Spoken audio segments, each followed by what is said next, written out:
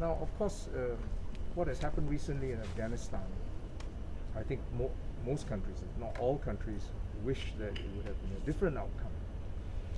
But despite that, I think we shouldn't forget that for 2 decades, there were hard-gotten gains, that the 2 networks, or the 2 groups, Al-Qaeda and ISIS, were disrupted. And I think that gave us time here to build up our capabilities against terrorism.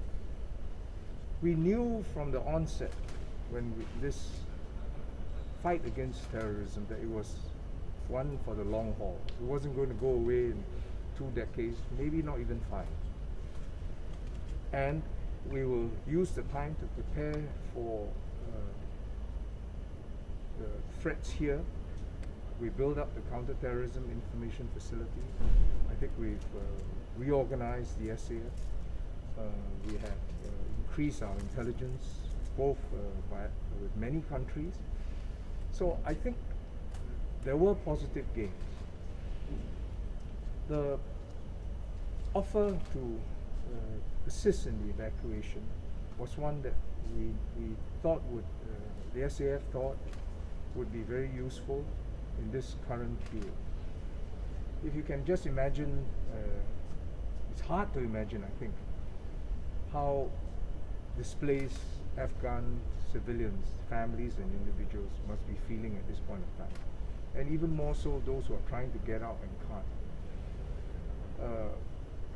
The last 20 years, for example, small children went to school. Girls, because girls were not allowed to go to school before that.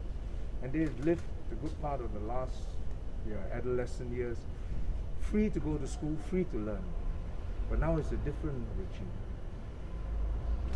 But I think we can take some comfort that what the SAF is doing, RSAF as well as Army personnel in this 70-over contingent that's going to help in the evacuation, will mean a difference, a better life for many families and displaced individuals that they are going to now transport to host countries. So I spoke to the men and women in this mission. They know their mission, they believe in it, they know that there are risks involved, but I want to commend them because within 48 hours of the offer, they've gotten ready, and I think they are good to go.